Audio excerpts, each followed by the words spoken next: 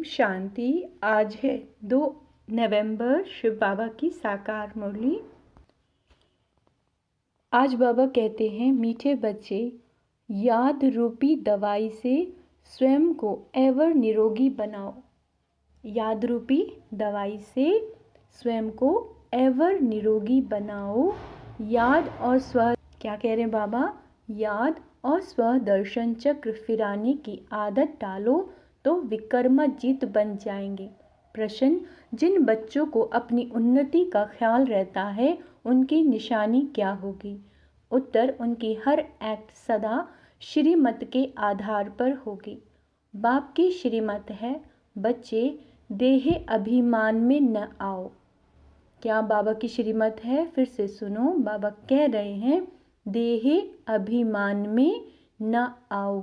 याद की यात्रा का चार्ट रखो, अपने हिसाब किताब का पोता मेल रखो। चेक करो कितना समय हम बाबा की याद में रहे, कितना समय हमने किसी को समझाया। गीत है तो प्यार का सागर है। ओम शांति।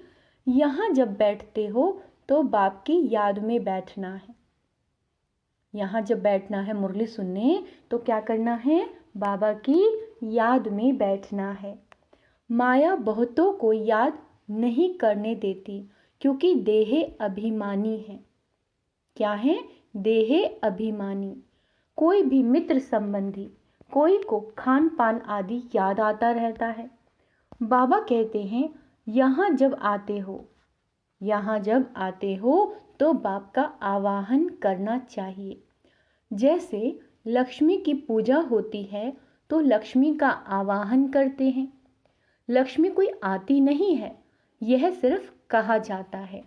बाबा कहते हैं, तो तुम भी बाप को याद करो अथवा आवाहन करो। बात एक ही है, याद से ही विकर्म विनाश होंगे। धारणा नहीं होती क्योंकि विकर्म बहुत किए हैं, जिस कारण बाप को भी याद नहीं कर सकते। जितना बाप को याद करेंगे उतना विकर्माजीत बनेंगे। हेल्थ मिलेगी है बहुत सहज, परंतु माया अथवा पास्ट के विकर्म रुकावट डालते हैं।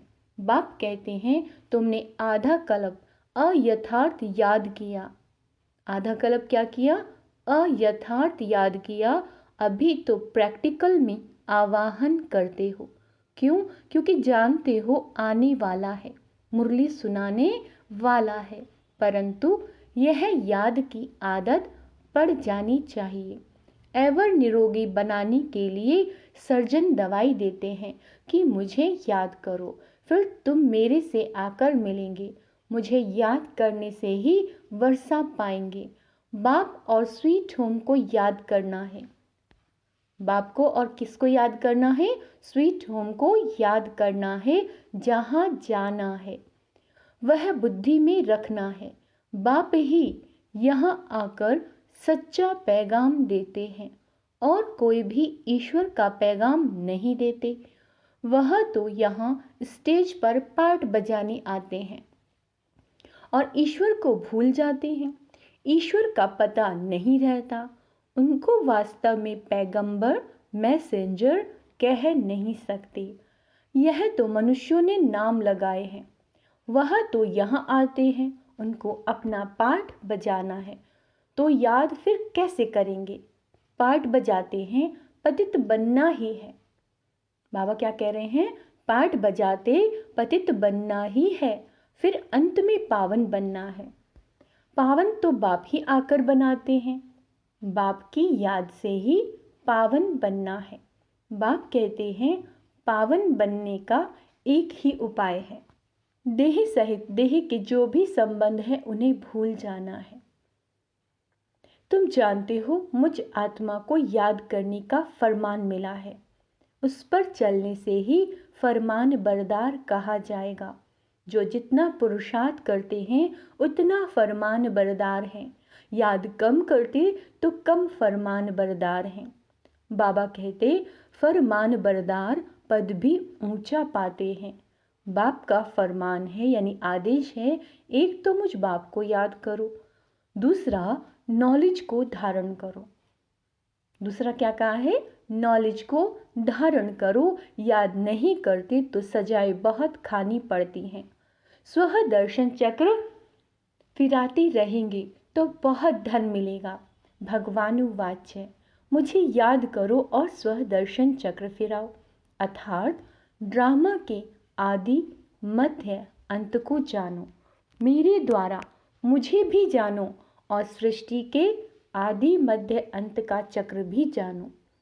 दो बातें मुख्य हैं, इस पर अटेंशन देना है। श्रीमत पर पूरा अटेंशन देंगे तो ऊंचा पद पाएंगे। रहम दिल बनना है, सबको रास्ता बताना है, कल्याण करना है। बाबा कहते मित्र संबंधी आदि को सच्ची यात्रा पर ले जाने की युक्ति रचनी है। वह है जिस्मानी यात्राएं और ये है रूहानी यात्रा। यह स्पिरिचुअल नॉलेज कोई के पास नहीं है, वह है सब शास्त्रों की फिलॉसफी, और ये है स्पिरिचुअल रूहानी नॉलेज। सुप्रीम रूह ये नॉलेज देते ही हैं। सुप्रीम रूह कौन? शिव बाबा। रूहों को समझाकर वापस ले जाने के लिए। कई बच्चे यहाँ आकर बैठते हैं तो कई लाचारी बैठते हैं। अपनी स्व उन्नति का कुछ भी ख्याल नहीं है। देही अभिमान बहुत है। देही अभिमानी हो तो रहमदिल बने, श्रीमत पर चलें, फरमान बरदार नहीं है। बाप कहते हैं अपना चार्ट लिखो, कितना समय याद करते हैं, किस किस समय याद करते हैं, आगे चार्ट रखते थे। अच्छा, बाबा को ना भेजो, अपने पास तो चार्ट रखो। अपनी शक्ल देखनी है। क्या कह रहे बाबा? अपनी शक्ल देखनी है। हम लक्ष्मी को वरने लायक बने हैं। व्यापारी लोग अपने पास पोता मेल रखते हैं। कोई कोई मनुष्य अपने सारे दिन की दिनचर्या लिखते हैं, एक हॉबी रहती है लिखने की। बाबा कह रहे हैं ये हिसाब किताब रखना तो बहुत अच्छी बात है कि कितना समय हम बाबा की याद में रहे, कितना समय हमने किसी को समझाया। ऐसा चार्ट रखें तो बहुत उन्नति हो जाए। बाप राय देते हैं ऐसे ऐसे करो। बच्चों को अपनी उन्नति करनी है। माला का दाना जो बनते हैं उनको पुरुषार्थ बहुत करना है। बाबा ने कहा था ब्राह्मणों की माला अभी नहीं बन सकती। क्या कहा था बाबा ने? कि ब्राह्मणों की माला अभी नहीं बन सकती, अंत में बनेगी जब रुद्र की माला बनेगी।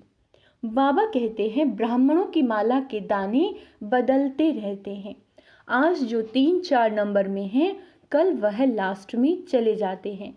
कितना फर्क हो जाता है। कोई गिरते हैं तो दुर्गति को पा लेते हैं। माला से तो गए, प्रजा में भी बिल्कुल चांडाल जाकर बनते हैं।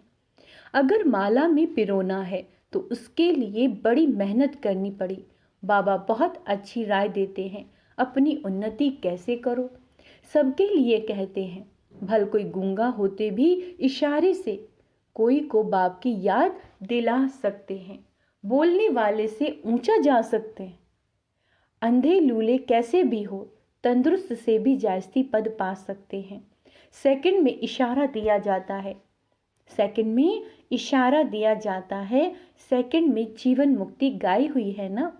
बाप का बना और वर्षा तो मिल ही जाएगा, फिर उसमें नंबरवार पद जरूर है। बच्चा पैदा हुआ और वर्षे का हकदार बन जाता है। यहाँ तुम आत्मा तो हो ही मिल्स। क्या हो? मिल्स। तो फादर से वर्षे का हक लेना है। सारा मदार पुरुषार्थ के ऊपर है। फिर कहेंगे कल्प पहले भी ऐसे पुरुषार्थ किया था। माया के साथ बॉक्सिंग है। पांडवों की थी ही माया रावण से लड़ाई। कोई तो पुरुषार्थ कर विश्व के मालिक डबल सिरताज बनते हैं, कोई फिर प्रजा में भी नौकर चाकर बनते हैं। सभी यहाँ पढ़ रहे हैं।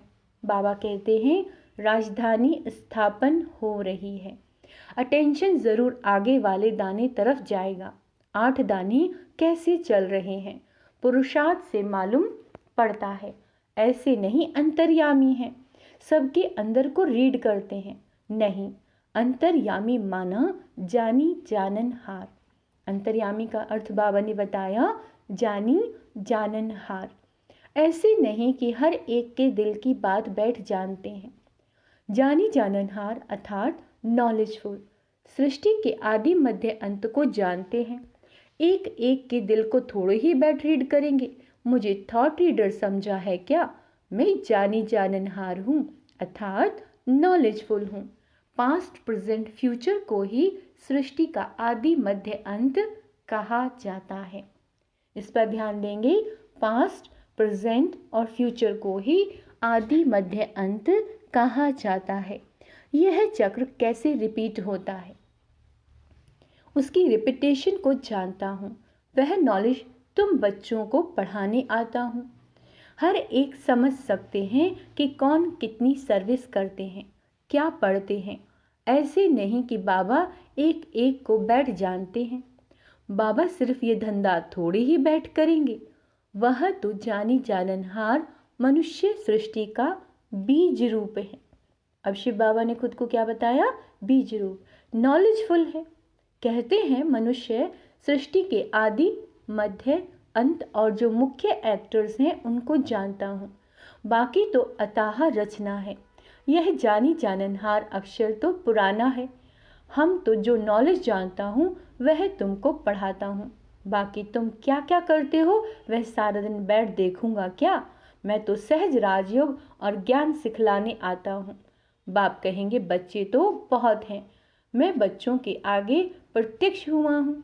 सारी कारोबार बच्चों से है। जो मेरे बच्चे बनता है उनका मैं बाप हूँ। फिर वह सगा है वह लगा है, सो मैं समझ सकता हूँ।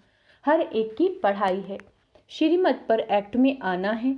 बाबा कहते हैं कल्याणकारी बनना है। तुम बच्चे जानते हो बृहस्पति को वृक्षपति डे कहा जाता है।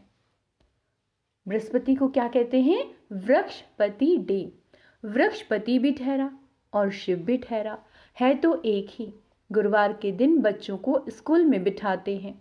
जैसे सोमनाथ का दिन सोमवार, शिव बाबा सोमरस पिलाते हैं। यूं नाम तो उनका शिव है, परंतु पढ़ाते हैं इसीलिए सोमनाथ कह दिया।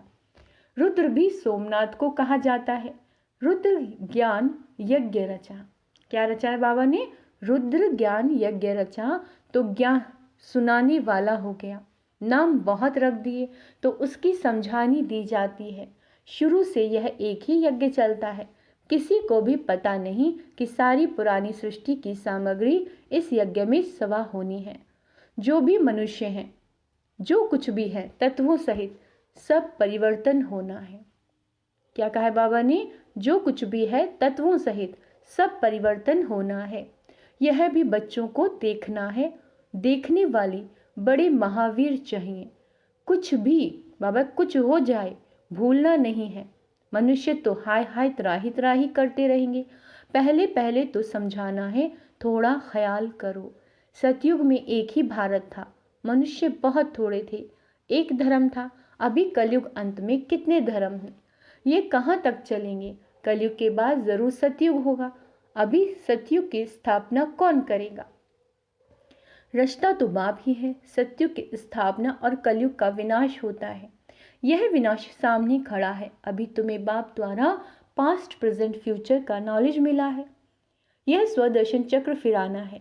बाप और बाप की रचना को याद करना है। कितनी सहज बात है। गीत है तो प्यार का सागर है। चित्रों में ocean of knowledge, ocean of bliss लिखते हैं, उसमें ओशन ऑफ लव अक्षर जरूर आना चाहिए। बाप की महिमा जरूर बिल्कुल अलग है। सर्वव्यापी कहने से महिमा को ही खत्म कर देते हैं, तो ओशन ऑफ लव अक्षर जरूर लिखना है। यह बेहद के बाप का, माँ बाप का प्यार है, जिसके लिए ही गाते हैं। तुम्हारी कृपा से सुख घनेरे, परंतु जानते नहीं हैं। अब बाप कहते हैं तुम मेरे को जानने से सब कुछ जान जाएंगे। मैं ही सृष्टि के आदि मध्य अंत का ज्ञान सुनाऊंगा। एक जन्म की बात नहीं है। सारी सृष्टि के पास्ट प्रेजेंट फ्यूचर को जानते हैं, तो कितना बुद्धि में आना चाहिए। जो देही अभिमानी नहीं बनते उन्हें धारणा भी नहीं होती। सारा कलप देह अभिमान चला है। सतयुग में भी परमात्मा का ज्ञान नहीं रहता। यहाँ पाठ बजाने आए हैं और परमात्मा का ज्ञान भूल गए। यह तो समझते हैं आत्मा एक शरीर छोड़ दूसरा लेती है, परंतु वहाँ दुख की बात नहीं। यह बाप की महिमा है, ज्ञान का सागर, प्रेम का सागर है। बाबा कहते हैं एक बूंद है, मन मना भव मध्याजी भव। यह मिलने से हम विषय सागर से क्षीर सागर में चले जाते हैं। कौन सी बूंद मिली? मन मना भव मध्याजी भव। कहते हैं ना, स्वर्ग में दूध घी की नदियां बहती हैं। यह सब महिमा है। बाकी नदी कोई दूध घी की थोड़ी ही हो सकती है। बरसात में तो पानी निकलेगा ना, घी कहाँ से निकलेगा? यह बड़ाई दी हुई है। यह भी तुम जानते हो स्वर्ग किसको कहा जाता है। भल अजमेर में मॉडल है, परंतु समझते कुछ भी नहीं। तुम कोई को भी समझाओ तो झट समझ जाएंगे। जैसे बाप को आदि मध्य अंत का ज्ञान है, वैसे तुम बच्चों की बुद्धि में भी फेरना चाहिए। बाप का परिचय देना है, एक्यूरेट महिमा सुनानी है। उनकी महिमा अपरंपार है। बाबा कहते हैं सब एक समान नहीं हो सकते, हर एक को अपना अपना पार्ट मिला हुआ है। आगे चल देखेंगे दिव्य दृष्टि में जो बाबा ने दिखाया वह फिर प्रैक्टिकल होना है। स्थापना और विनाश का साक्षात्कार कराते रहते हैं। अर्जुन को भी दिव्य दृष्टि से साक्षात्कार कराया था, फिर प्रैक्टिकल में देखा। तुम भी इन आंखों से विनाश देखेंगे।